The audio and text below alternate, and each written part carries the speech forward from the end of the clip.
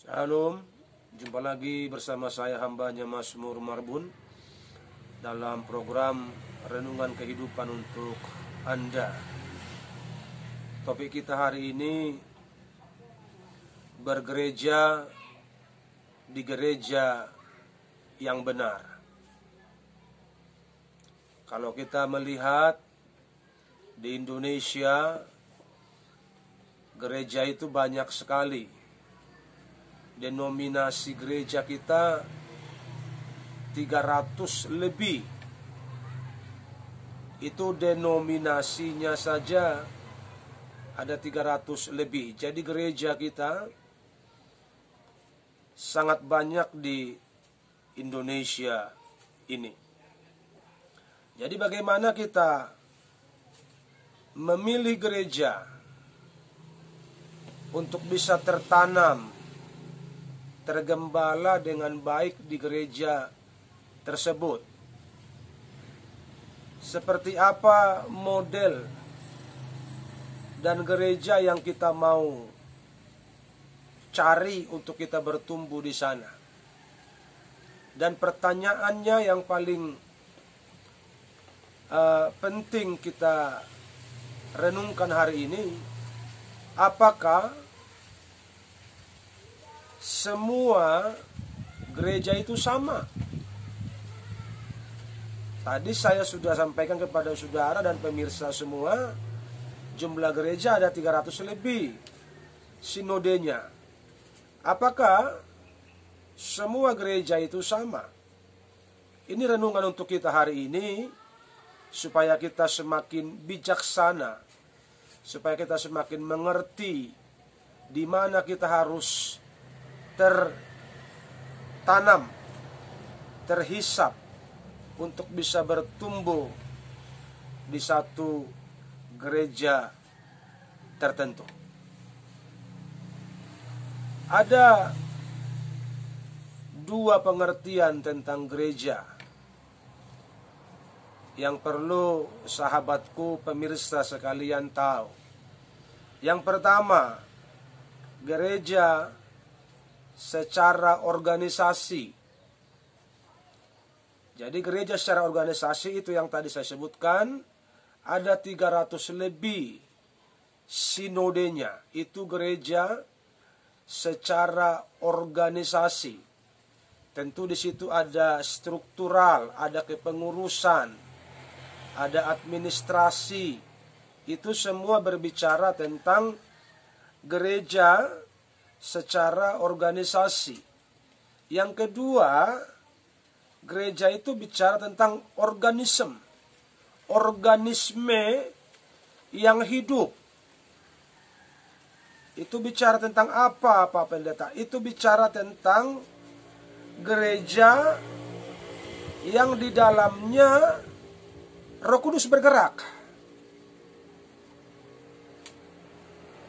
Jadi kalau ada firman Tuhan yang berkata, tubuhmu adalah bait Tuhan, tubuhmu adalah gereja, kita adalah gereja.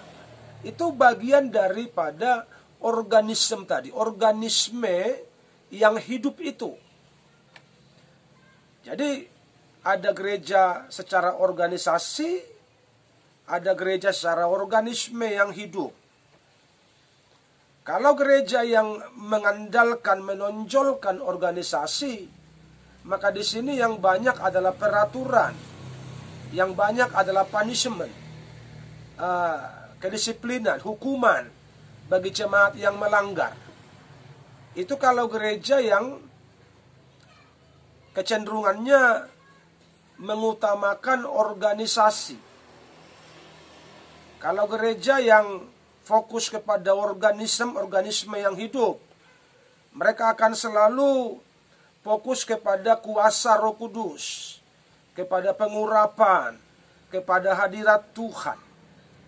Jadi, kita sebagai jemaat, kita sebagai orang percaya, kita punya hak bebas untuk memilih dan menentukan di mana kita harus bergereja. Ada banyak orang bergereja karena faktor keturunan. Karena dari opungnya, dari orang tuanya sudah tertanam di satu gereja tertentu, sehingga dia pun ikut di situ. Bahkan ada orang yang memiliki fanatisme terhadap gereja. Kalau sekali gereja A, sampai mati di gereja A. Bolehkah begitu? Boleh kalau pengertianmu benar tentang gereja. Kalau konsep berpikirmu benar tentang gereja. Makanya ikuti terus program ini. Saya mau men-share, membagikan kepada saudara. Sesuai dengan topik kita, bergereja di gereja yang benar. Tujuan kita bergereja untuk apa sih, sahabatku? Apakah tujuan kita bergereja hanya sekedar kumpul-kumpul saja? Apakah tujuan kita bergereja hanya sekedar menandakan bahwa kita Kristen? Apakah tujuan kita bergereja hanya sekedar pengakuan administrasi? Saya berjemaat di sana. Atau apakah kita bergereja hanya sekedar untuk mendapatkan perhatian, mendapatkan campur tangan dari gereja pada waktu kita menikahkan anak misalnya, pada waktu anak kita mau baptis, pada waktu keluarga kita ada yang kemalangan, perlu sakramen gereja, atau kalau kita mau bikin syukuran, kita perlu gereja. Apakah bergereja hanya sebatas itu yang kita mengerti hari-hari ini? Makanya mari kita memiliki pengertian baru, wawasan baru tentang gereja. Saya beritahu kepada kita hari ini, dan perlu dimengerti oleh semua sahabatku dan pemirsa. Tujuan kita bergereja adalah untuk membangun, untuk membangkitkan, untuk mendewasakan iman kita. Makanya gereja itu disebut bengkel rohani. Rohani kita yang kacau, yang rusak, yang hancur lebur, dibawa ke gereja, itu diperbaiki, diservis, sehingga rohanimu yang tadinya rusak menjadi baik, rohanimu yang tadinya mati menjadi hidup. Itu fungsinya gereja. Pertanyaan saya, di gerejamu sekarang yang engkau beribadah di sana, engkau mengalami itu tidak? Gereja itu menjadi mediator untuk engkau lebih dekat dengan Tuhan. Itu. Gereja itu menjadi tempat sarana mediasi untuk mendorong engkau, menarik engkau semakin mengenal Tuhan, mendorong engkau semakin mengerti kehendak Tuhan, menolong engkau untuk semakin mengenal Tuhan. Itu fungsinya gereja. Jadi artinya gereja itu adalah fasilitator untuk setiap orang yang masuk ke gereja itu berjumpa dengan Tuhan. Jadi betapa dahsyatnya fungsi gereja itu sebenarnya. Tapi kalau gereja yang hanya pengertian yang pertama tadi, gereja sebagai organisasi, tidak mengerti ini. Bahkan mungkin mengerti tapi tidak melakukan itu di gerejanya. Sehingga gereja kita menjadi sebuah gereja tradisi, menjadi sebuah gereja ortodoks yang tidak memahami kehendak Tuhan, yang tidak maju bersama perkembangan pekerjaan Roh Kudus. Kita menjadi gereja yang begitu saja stagnasi dari zaman Bahelak sampai sekarang, bahkan sampai kiamat. Gitu aja gereja kita dengan aturannya, dengan votumnya, dengan liturginya. Tidak ada satu pergerakan, nggak ada progres untuk semakin memahami apa sih gerakan Roh Kudus tahun ini, apa sih kehendak Tuhan tahun ini. Nggak ada model begitu. Kita sibuk dengan aturan, dengan peraturan, dengan dogma, dengan doktrin. Jadi sahabat dan pemirsa semua, mari kita open minded, buka wawasan kita bahwa gereja itu adalah fasilitator untuk mendekatkan kita ke Tuhan. Makanya dibutuhkan para pelayan, para pengerja, para majelis, para pendeta yang cinta Tuhan. yang melayani di gereja itu. Karena gereja itu tadi mediator kita untuk dekat sama Tuhan. Kalau pendetanya nggak dekat sama Tuhan, kayak mana? Kalau majelisnya, sintuanya, porhangirnya, eporusnya dan segala macam tidak dekat sama Tuhan, kayak mana membawa kita dekat sama Tuhan?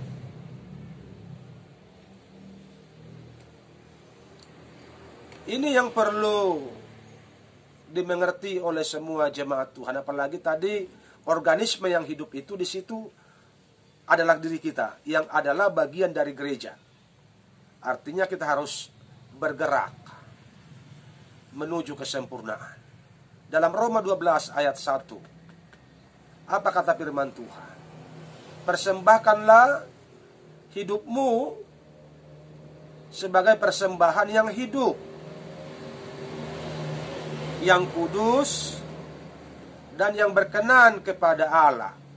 Kalau kita hanya tertanam di gereja yang menonjolkan organisasi, tidak mendayagunakan Roh Kudus, tidak mendayagunakan kuasa Tuhan bergerak di sana, bagaimana engkau bisa mempersembahkan hidupmu sebagai persembahan yang hidup?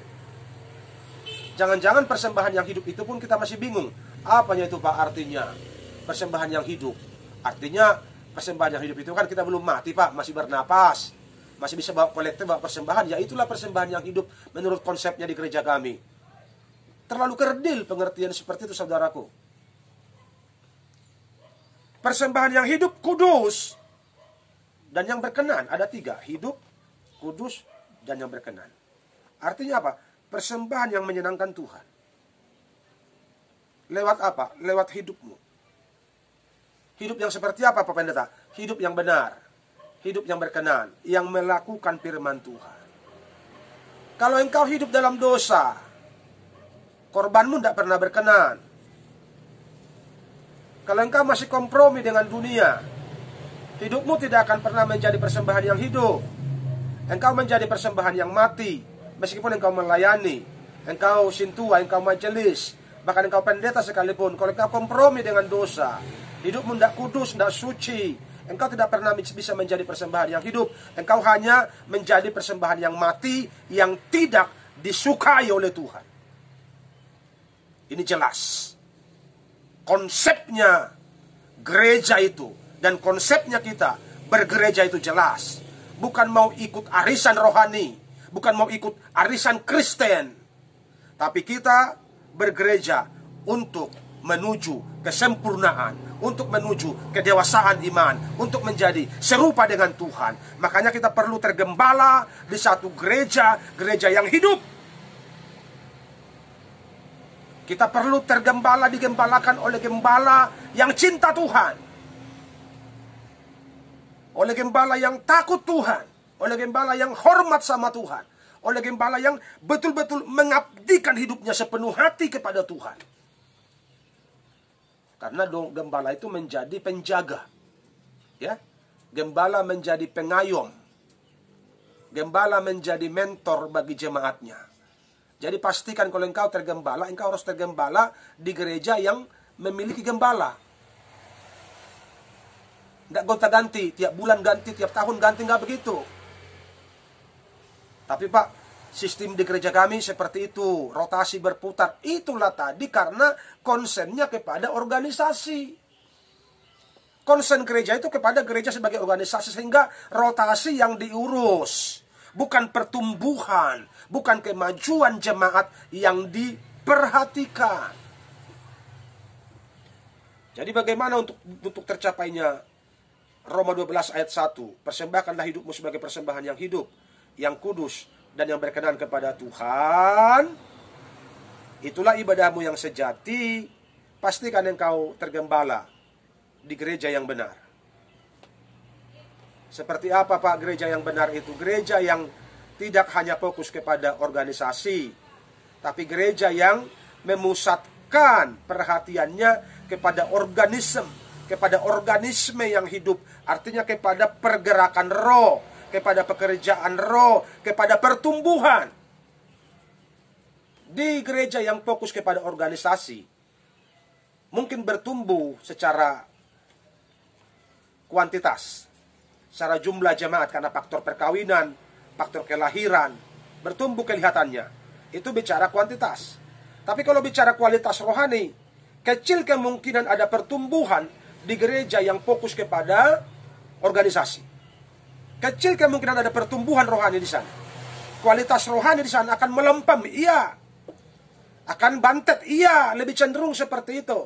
Karena bukan rohaninya yang difokuskan oleh pengurus, oleh gembala, oleh pendeta di sana, tapi organisasinya yang diurusi mereka. Bukan organisme yang berkata tubuhmu adalah bait Tuhan gereja.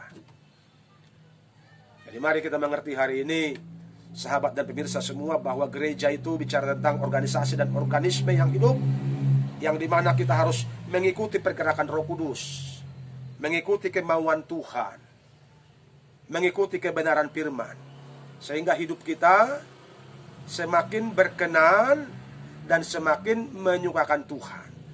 Bergerejalah di mana rohanimu bertumbuh dengan baik. Bukan soal nyaman dan tidak nyaman, karena hubungan keluarga, hubungan marga dengan pendetanya, hubungan keluarga dengan pengurus-pengurusnya, jangan itu buat patokan. Tapi buatlah sebuah patokan, aku harus bergereja di gereja yang rohaniku hidup. Aku harus bergereja di gereja yang digembalakan secara baik oleh gembala jemaat. Puji Tuhan, Tuhan memberkati.